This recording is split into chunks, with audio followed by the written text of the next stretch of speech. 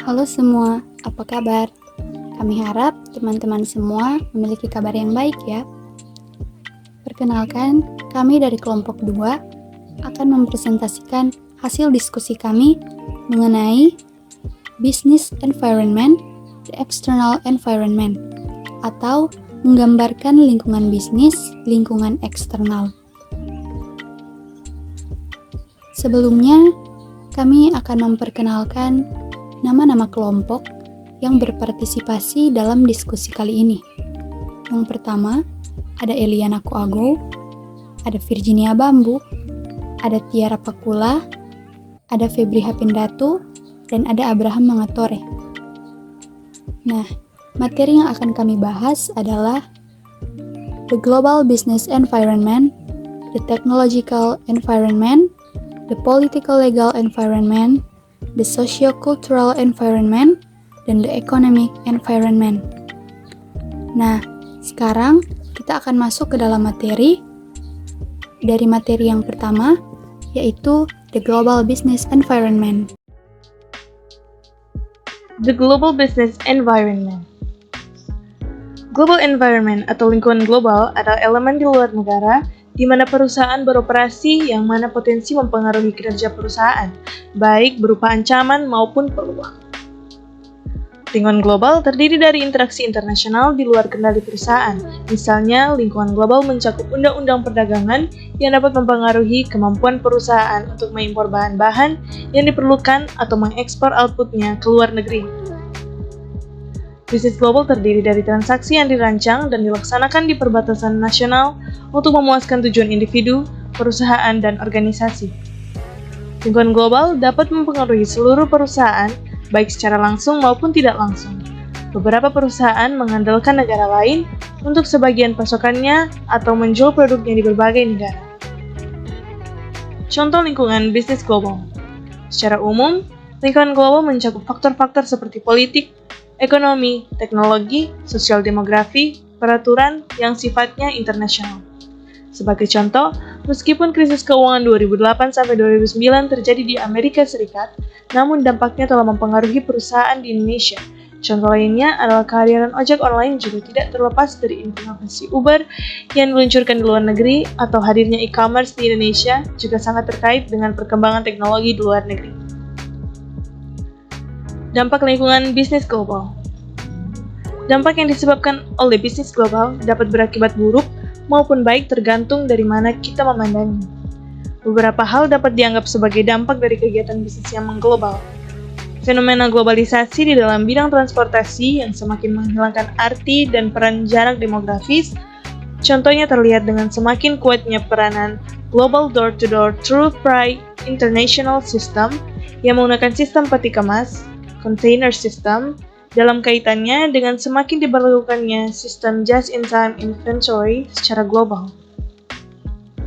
Keadaan bisnis global juga ditandai dengan investasi asing langsung atau Foreign Direct Investment (FDI) yang sudah berlipat ganda dan pasar dunia yang lebih kompetitif dari biasanya.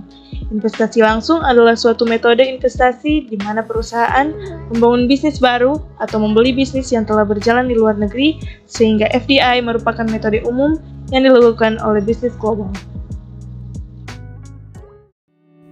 The technological environment.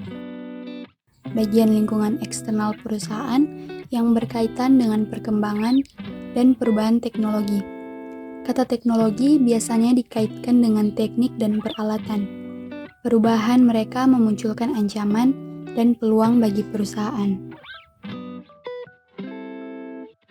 Dampak lingkungan teknologi terhadap perusahaan. Perkembangan teknologi mempengaruhi semua aspek bisnis, tidak hanya pada produk dan layanan. Dalam produksi, teknologi dapat meningkatkan total output melalui peningkatan produktivitas. Dengan input yang sama, perusahaan dapat menghasilkan output per unit yang lebih banyak. Pengurangan biaya, misalnya komputer dan teknologi transportasi. Teknologi juga memungkinkan perusahaan untuk menghasilkan produk baru. Misalnya, kehadiran teknologi internet memungkinkan penerbit untuk meluncurkan e-book. Efek perubahan teknologi pada organisasi secara keseluruhan dapat berpengaruh terhadap yang pertama, teknik penjualan produk, misalnya lebih banyak toko beralih ke online daripada toko. Yang kedua, cara pembuatan produk, misalnya otomatisasi proses. Yang ketiga, riset pasar. Elemen teknologi memungkinkan pemasar untuk mengakses data yang lebih akurat yang memungkinkannya untuk merencanakan pemasaran dengan lebih baik. Yang keempat, pengelolaan dan operasional perusahaan. Mereka dapat melakukan pekerjaannya di rumah asalkan tersambung dengan internet. Yang kelima, pilihan berkomunikasi dengan pemangku kepentingan, seperti melalui website, media sosial, dan email. Yang keenam, kebutuhan keahlian baru. Perusahaan semakin memerlukan analis data dan programmer untuk interpretasi data dan proses informasi digital. Yang ketujuh, mengubah kebutuhan dan keinginan. Mengapa sih teknologi itu penting? Lingkungan teknologi mempengaruhi berbagai aspek dalam bisnis yang bisa jadi peluang atau ancaman, sehingga perusahaan tidak dapat mengontrol faktor teknologi tetapi harus meresponnya. Karena itu, perusahaan harus dapat beradaptasi dengan perkembangan teknologi baru. Pengadopsi awal teknologi baru sering mencapai pasar yang lebih tinggi dan mendapatkan pengembalian yang lebih tinggi. Karena itu, perusahaan perlu memindai tren dan perubahannya. Tujuannya adalah memanfaatkan peluang sekaligus meminimalkan ancaman. Dengan begitu, perusahaan dapat unggul dan kompetitif. Political Legal Environment. Lingkungan politik mengacu pada faktor-faktor di luar perusahaan yang berkaitan dengan pemerintah atau urusan publik suatu negara yang memengaruhi perusahaan. Pemerintah di sini memiliki arti luas. Itu dapat merujuk kepada pemerintah pusat, pemerintah daerah, lembaga pemerintah independen seperti Bank Indonesia, dan otoritas jasa keuangan. Dalam beberapa kasus, lembaga transnasional seperti Organisasi Perdagangan Dunia, IMF, dan Bank Dunia juga termasuk dalam kategori ini. Dalam arti yang lebih luas, istilah ini juga dapat mencakup berbagai lembaga yang memiliki kewenangan untuk menunjukkan kebijakan dan aturan. Dampak lingkungan politik dan contoh-contohnya. Iklim politik dapat membawa risiko yang signifikan. Mereka dapat membahayakan strategi perusahaan. Perang, kekacauan politik, dan korupsi adalah contohnya. Beberapa yang lain juga memiliki efek menguntungkan seperti privatisasi dan penegakan hukum yang ketat. Lingkungan politik juga memiliki variabel penting seperti berikut. Yang pertama, peraturan dan kebijakan. Yang kedua, stabilitas sistem politik termasuk perubahan kepemimpinan. Yang ketiga, komitmen untuk menegakkan aturan seperti kepemilikan atau hak kontraktual. Yang keempat, korupsi. Yang kelima, kebebasan pers. Yang keenam, privatisasi atau nasionalisasi. Yang ketujuh, deregulasi. Untuk mencapai tujuan-tujuan ini, pemerintah menegakkan dan menciptakan kerangka kerja di mana bisnis dapat dilakukan. Mereka juga mengambil beberapa kebijakan dan peraturan yang mengatur bisnis. Perubahan kebijakan dan peraturan memiliki paparan signifikan terhadap bisnis. Sebagai contoh, yang pertama, aturan anti-monopoli atau persaingan mengatur perusahaan bisnis dan mempromosikan persaingan untuk kepentingan konsumen. Yang kedua, peraturan perburuan mengatur hubungan pekerja dan pengusaha. Yang ketiga, undang-undang perlindungan data yang mengatur pengelolaan informasi pribadi. Yang keempat, hukum lingkungan mencakup aspek hukum tentang bagaimana bisnis harus beroperasi ramah lingkungan. Yang kelima, kebijakan pajak atau tarif dan insentif pajak, mengatur pungutan wajib terhadap perorangan atau entitas oleh pemerintah. Yang keenam, kebijakan perdagangan, seperti tarif, kuota impor, dan prosedur administrasi yang terkait dengan ekspor-impor. Yang ketujuh, undang-undang kekayaan intelektual, mengatur perlindungan hak cipta, paten, dan perlindungan kekayaan intelektual lainnya. Yang kedelapan, kebijakan subsidi, baik bisnis maupun perorangan seperti subsidi ekspor dan subsidi pendidikan. Yang kesembilan, kebijakan tata kelola perusahaan untuk memastikan bahwa perusahaan beroperasi secara transparan dan etis untuk mempromosikan praktis yang etis. Definisi lingkungan sosial budaya. Lingkungan sosiokultural atau sosial budaya, atau yang dalam bahasa Inggrisnya disebut sociocultural environment, merujuk pada tren dan perkembangan perubahan dalam sikap, perilaku, dan nilai-nilai dalam masyarakat secara keseluruhan. Lingkungan ini berkaitan erat dengan populasi, gaya hidup, budaya, selera, adat, dan tradisi. Faktor-faktor tersebut dibuat oleh masyarakat dan seringkali diturunkan dari satu generasi ke generasi lainnya. Beberapa contoh variabel lingkungan sosial budaya yang penting adalah budaya, nilai, dan kebiasaan individu dapat berubah individu melalui kontak dengan budaya tertentu. Kebiasaan, kecenderungan, atau mode perilaku yang mewakili cara berperilaku dalam menanggapi situasi yang diberikan. Keyakinan dan nilai-nilai. Keyakinan merujuk pada apa yang kita rasakan atas sesuatu atau seseorang. Sedangkan nilai-nilai adalah keyakinan yang relatif bertahan lama dan menjadi panduan untuk perilaku yang sesuai dengan budaya. Jumlah dan pertumbuhan populasi.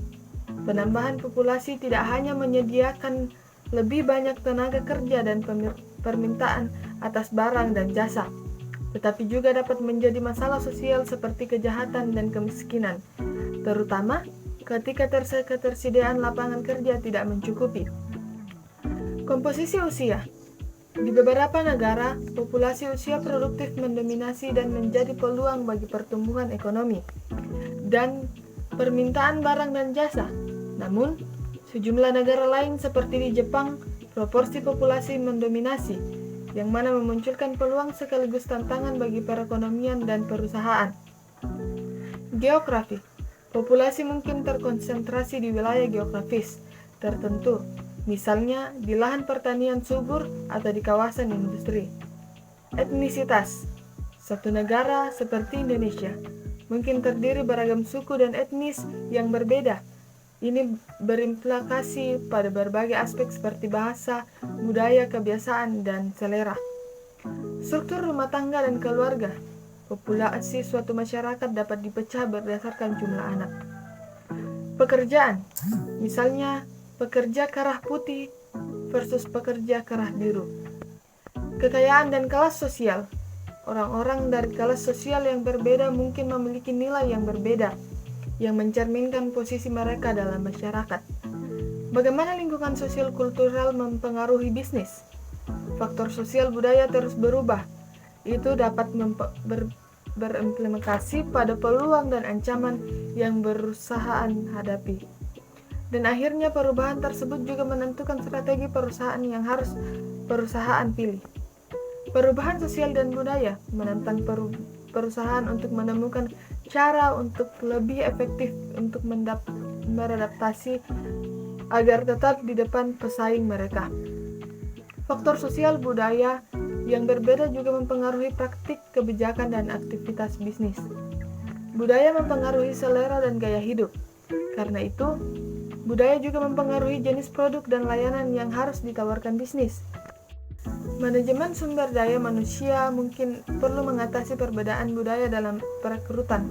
Sebagai contoh, beberapa etnis minoritas memiliki bahasa tubuh yang berbeda yang mungkin sulit untuk ditafsirkan oleh beberapa wawancara. The economic environment. Lingkungan ekonomi adalah sifat dan arah ekonomi di mana perusahaan beroperasi. Konteksnya tidak hanya lokal atau nasional, tetapi juga regional dan global.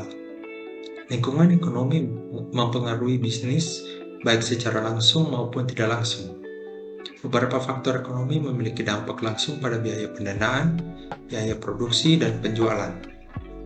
Sementara yang lain mempengaruhi secara tidak langsung, terutama melalui pengaruhnya terhadap konsumen, yang kemudian berdampak pada penjualan perusahaan.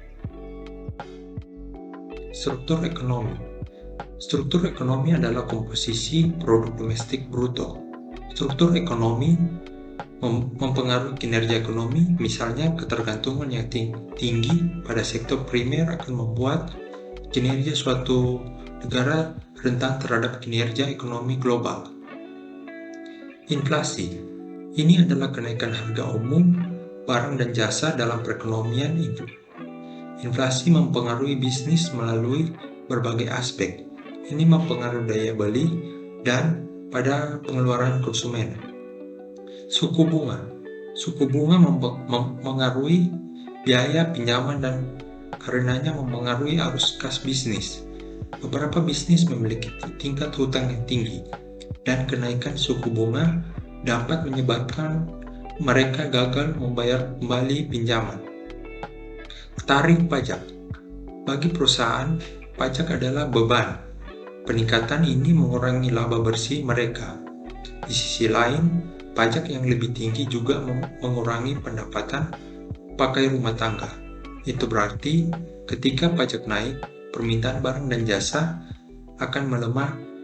Mereka memiliki sedikit uang untuk dibelanjakan. Pengeluaran pemerintah juga dapat mempengaruhi secara tidak langsung. Misalnya, program kesejahteraan seperti tunjangan pengangguran mendukung daya beli pekerja yang menganggur. Dengan begitu, program membantu mempertahankan permintaan mereka akan barang dan jasa. Kurs. Beberapa bisnis menjual produk mereka di luar negeri dan daya saing harga produk mereka juga tergantung pada tren nilai tukar. Depresiasi membuat harga produk mereka lebih murah untuk orang asing, meningkatkan permintaan. Sebaliknya, apresiasi membuat harga produk mereka akan lebih mahal di pasar internasional. Kondisi pasar modal. Indikator seperti indeks harga saham dan indeks obligasi sangat penting untuk bisnis. Perusahaan bergantung pada pasar modal untuk mengumpulkan dana. Mereka menerbitkan obligasi atau saham ketika mereka membutuhkan modal untuk misalnya memperluas kapasitas produksi. Kondisi pasar modal yang kondusif tentu memungkinkan mereka meraup dan optimal. Tingkat pengangguran yang tinggi menunjukkan prospek pendapatan rumah tangga yang lemah. Semakin banyak orang kehilangan penghasilan. Dalam situasi ini, permintaan barang dan jasa juga lamban daripada meningkatkan konsumsi produk dan layanan. Tingkat kepercayaan konsumen. Rumah tangga optimis ketika pendapatan dan prospek kerjaan mereka positif seperti selama ekonomi. Optimisme ini berdampak pada permintaan barang dan jasa. Jadi, mereka optimis penjualan produk dan layanan juga prospektif. Dan yang terakhir, ketersediaan kredit. Perusahaan mengandalkan pinjaman bank untuk modal, dan konsumen mengandalkan pinjaman untuk membeli barang-barang mahal seperti mobil saat dihadapkan dengan kredit macet tinggi. Bank akan lebih berhati-hati dalam menyalurkan kredit meski suku bunga pasar mulai turun. Karena itu semakin sulit bagi bisnis dan konsumen untuk mendapatkan perjanjian pinjaman baru. Setelah hasil diskusi kami dari kelompok 2 mengucapkan terima kasih.